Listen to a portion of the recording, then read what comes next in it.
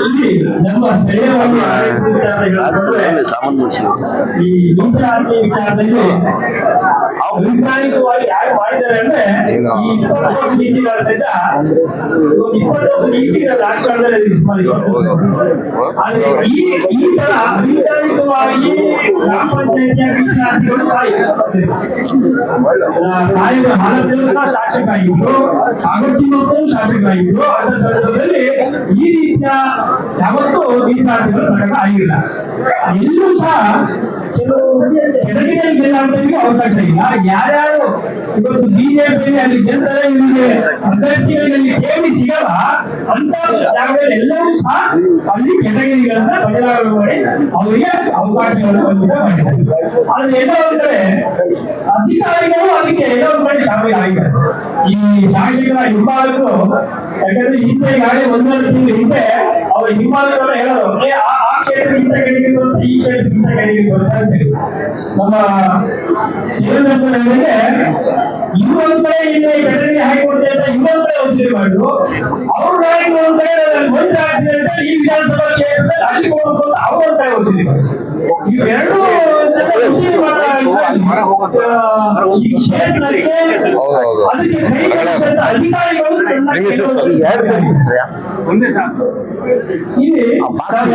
ಯಾಕಂದ್ರೆ ಅಧಿಕಾರಿಗಳು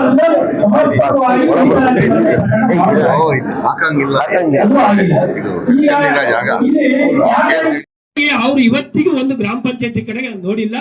ಅವ್ರ ಶಾಸಕರು ಏನ್ ಹೇಳ್ತಾರೆ, ಅವ್ರ ಹಿಂಬಾಲಕರು ಏನ್ ಹೇಳ್ತಾರೆ ಅದು ಮಾತ್ರ ಆಗುತ್ತೆ. ಎಲ್ಲೂ ಸಹ ಇವತ್ತು ಅನೇಕ ರೋಗಗಳು ಪ್ರಾರಂಭ ಆಯ್ತು. ಯಾಕಾಗಿದೆ ಅಂದ್ರೆ ಎಲ್ಲೂ ಸಹ ಸ್ವಚ್ಛತೆಗಳು ಆಗಿಲ್ಲ. ಪ್ರತಿ ವರ್ಷ ಜೂನ್ ತಿಂಗಳಲ್ಲಿ ಮಳೆಗಾಲ ಪ್ರಾರಂಭ ಆದಾಗ ಜನಪ್ರತಿನಿಧಿಗಳಿದ್ದಾಗ ಪಂಚಾಯತಿಯ ಬಾಡಿ ಇರ್ಬೇಕಾದ್ರೆ ಎಲ್ಲ ಕ್ಲೀನ್ ಮಾಡ್ತಿದ್ರು. ಹಾಗಾಗಿ ವರ್ಷಕ್ಕೆ 2 ಬಾರಿ. ಆದ್ರೆ ಆ ಕೆಲಸಗಳು ಈಗ ಆಗ್ತಾ ಇಲ್ಲ. ಅದನ್ನ ಯಾರು ಮಾಡ್ಬೇಕಾಯ್ತು? ಈ ಸ್ಥಳೀಯವಾಗಿ ಯಾರು ಆಡಳಿತ ಇಲ್ಲ ಅಂದಾಗ ಶಾಸಕರು ಅಧಿಕಾರಿಗಳನ್ನ ಕರೆದು ಕೂರಿಸಿದ್ದು ಅಧಿಕಾರಿಗಳಿಗೆ ತಾಕೀತು ಮಾಡುವಂತ ಶಾಸಕರು ಇವತ್ತು 3 ತಿಂಗಳಾಗಿದೆ ಬೆಂಗಳೂರಲ್ಲಿ ಹೋಗಿ ಕೂತಿದ್ದಾರೆ. ಅವರು ಈ ಬಾರಿ ಎಲ್ಲರೂ ನಮ್ಮ ತಾಲೂಕಿನ ಮತದಾರರಿಗೆ ಮತ್ತೆ ಎಲ್ಲರಿಗೂ ಸಾರ್ವಜನಿಕರಿಗೆ ಗೊತ್ತಿದೆ. ಶಾಸಕರು ಅಯ್ಯೋ ರಾಜೀನಾಮೆ ಕೊಟ್ಬಿಡ್ತಾರೆ ಅಂತ ಕೆಲವರು ಅಚ್ಚರಿಯಿಂದ ನೋಡಿದ್ರೆ ಇಲ್ಲಿ ನಮ್ಮ ತಾಲೂಕಿನಲ್ಲಿ ಈ ಶಾಸಕರ ಬಗ್ಗೆ ಅಚ್ಚರಿ ಏನಿಲ್ಲ. ಯಾಕಂದ್ರೆ ಅಂತ ಹೇಳಿ ಲೀಡರ್ಗಳನ್ನ ಮತ್ತೆ ಇವ್ರನ್ನ ಬ್ಲಾಕ್ ಮೇಲ್ ಮಾಡಿದ್ರು.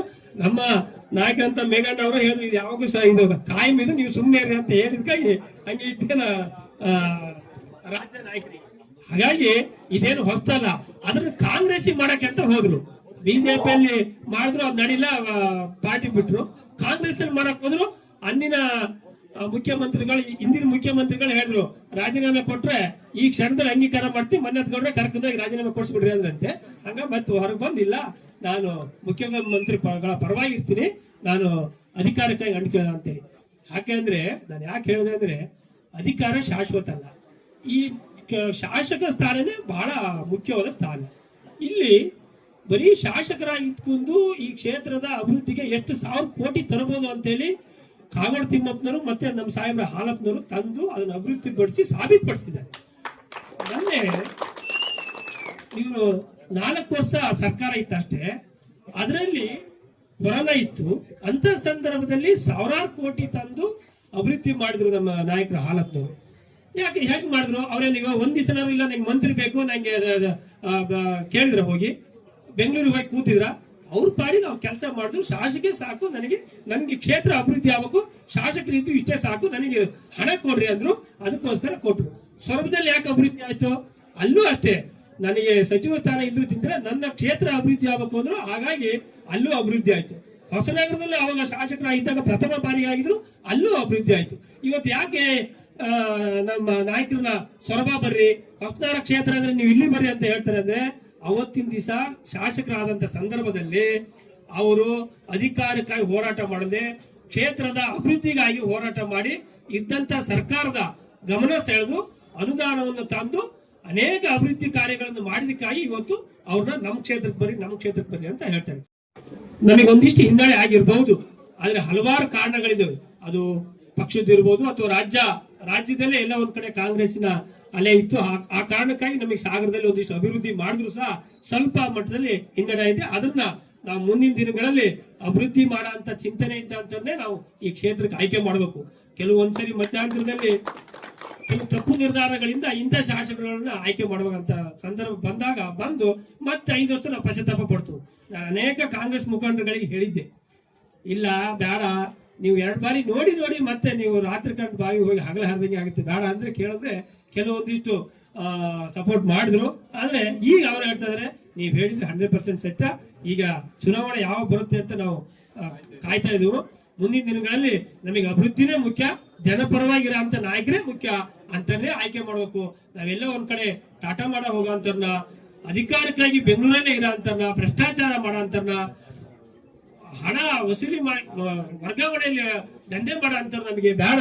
ಮುಂದಿನ ದಿನಗಳಲ್ಲಿ ಯಾವ ಕಾರಣಕ್ಕೂ ಇಂಥ ಶಾಸಕರು ನಮಗೆ ಬೇಡ, ಅಭಿವೃದ್ಧಿ ಚಿಂತನೆ ಇರೋಂತ ಆಯ್ಕೆ ಮಾಡೋದಂತ ಇವತ್ತು ನಮ್ಮ ಹತ್ರ ಗಮನಕ್ಕೆ ಹೇಳ್ತಾ ಇದಾರೆ. ಯಾಕಂದ್ರೆ ನೀವು ಬಹಳ ಸರಿ ಹೇಳಿದ್ರಿ, ಆದ್ರೂ ನಾವೆಲ್ಲ ಒಂದ್ ಕಡೆ ಸರಿಯಾಗಿರ್ಬೋದು ಅಂತ ಮಾಡಿದ್ವು. ಯಾಕಂದ್ರೆ 10 ವರ್ಷ ಅಧಿಕಾರ ಇಲ್ಲ, ಸರಿಯಾಗಿದ್ದಾರೆ ಅಂತ ಮಾಡಿದ್ವು. ಆದ್ರೆ ನೀವು ಹೇಳಂಗೆ ಸರಿಯಾಗ ಅಂತ ವ್ಯಕ್ತಿನೇ ಅಲ್ಲ, ನಾವು ತಪ್ಪು ಮಾಡ್ಬಿಟ್ಟು ಅನ್ನೋದು ಜನ ಅಭಿಪ್ರಾಯ ಈಗ ಮೂಡ್ತಾ ಇದೆ. ಹಾಗಾಗಿ ಇದನ್ನ ಮುಂದಿನ ದಿನಗಳಲ್ಲಿ ನಮ್ಮ ಆನಂದಪುರದಲ್ಲಿ ಡಾಕ್ಟರ್ಗಳೇ ಇಲ್ಲ, ಹಾವು ಕಚ್ಚಿ ಬಂದ್ರೆ ಆ ಹಾವು ಕಚ್ಚಿದ ಔಷಧಿ ಇಲ್ಲ, 108 ಇಲ್ಲ.